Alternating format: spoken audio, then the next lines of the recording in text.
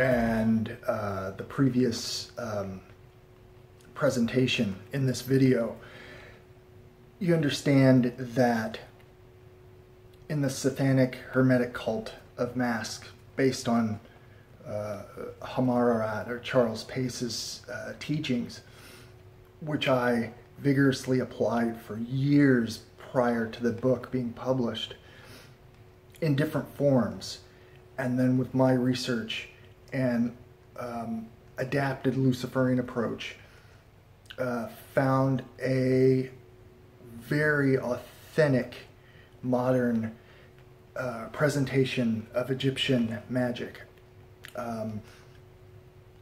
The Sethanic or Luciferian Egyptian Hermetic tradition will work in harmony with, say, someone who is, for instance, in the Temple of Set, or as a Setian.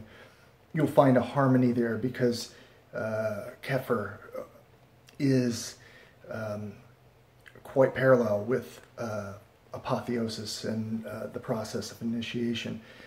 So the circle, when you cast it, you are, with every motion, with every word spoken, you're investing your complete visualized, imagined will, desire, belief, as if it's occurring, it's in front of you, it is a part of you. When you throw yourself passionately into this, whether you're reciting it loud or you have to be quiet, it doesn't matter, as long as you have the passion and the intensity and the energy to do that. That ceremony will build energy, connect you with the triad of light and the triad of darkness, not as polar opposites at first glance, but balance between aspects in nature and within, or who we are as individuals or humans. So the 4 Sons of Horus, traditionally ancient funerary guardians of some dead, and they are utilized as quarter guardians or encirclers of Heka or magic. You have Happy to the north. You have Duumatef to the east. You have Imset or Imseti to the south, and Quebesenef to the west. And then the triad of light, you have Amon-Ra, also known as Zeus Amon, the Goetia Amon, Amon-Ra. Then you have Isis, or Aset, and then Osiris, the ever-renewing,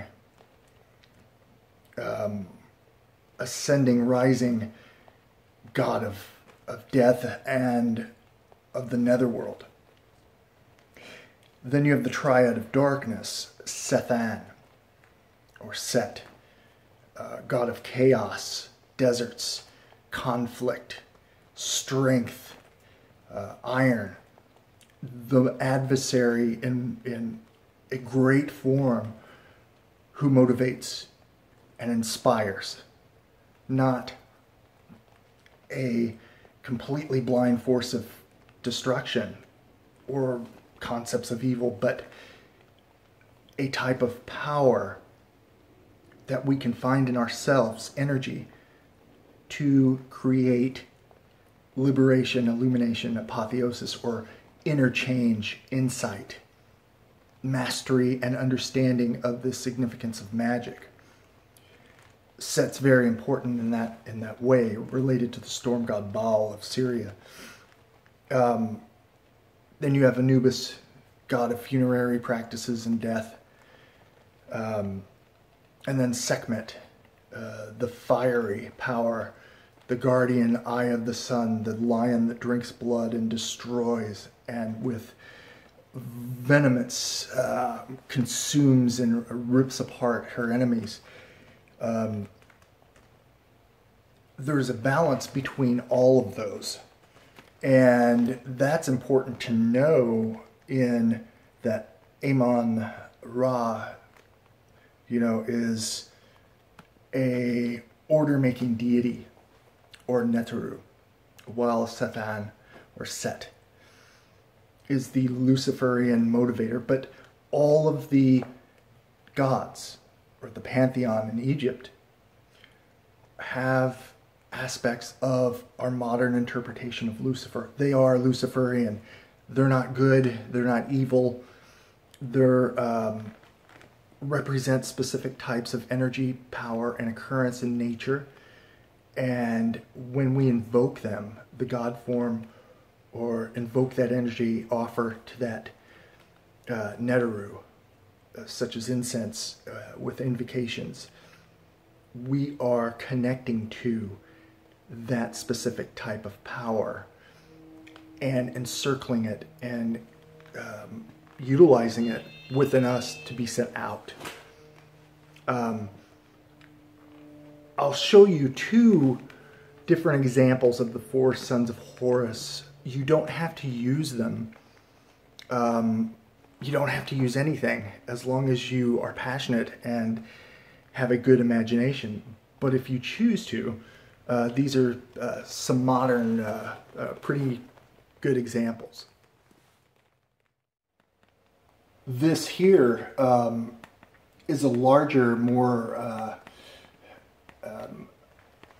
royal example of the four sons of Horus, which I've utilized in different times as the outer quarter guardians, or encirclers of Heka or magic in my specific workings with the Egyptian gods.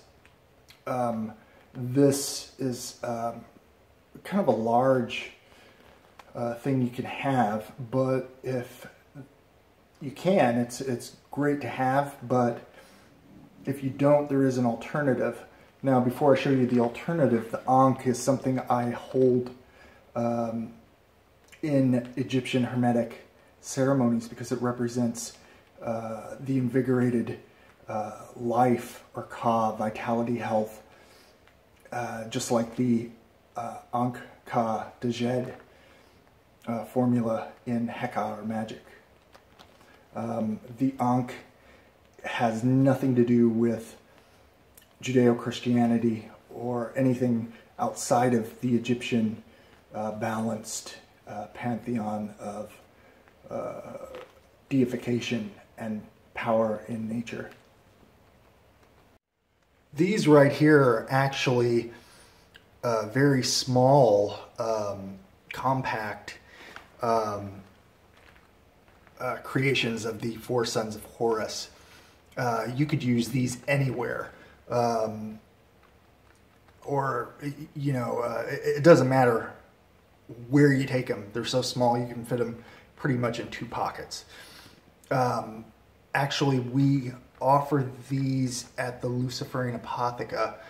Not the larger ones, but these we still have some of. Excellent tools for Sethanic Hermetic ceremonies. This here is a kind of replica of an original emblem, symbol, manifestation, or incarnation of Horus and Hamar'at, god of the sky and war, the maintaining sun.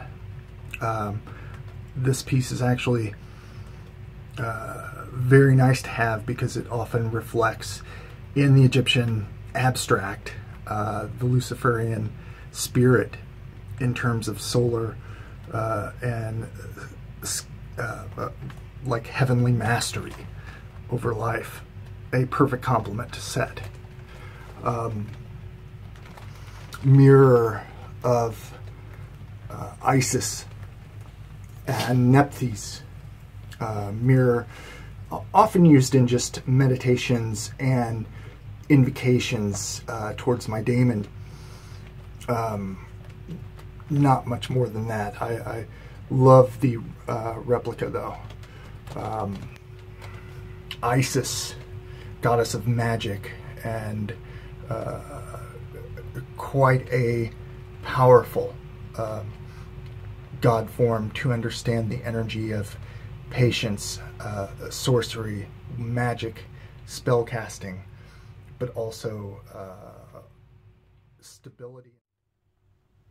As you see here, I have many of these and different ones, but my most personal Neteru or Egyptian god is the adversary Set. As you can see here, next to Thoth, Anubis, and a decidedly nocturnal or dark statue of Set as well. And then something I created during the practice of and writing of Necrominon is the staff, or the Tichem scepter of with the head of Set and hieroglyphics invoking different deific masks and forms. A variable, a powerful symbol of Heka and the will and energy we create. And you could see here another Set and Osiris, Ra, Horus, Isis, and Sekhmet. And of course a modern manifestation of the Ram of Mendes, or the goat of Mendes eventually.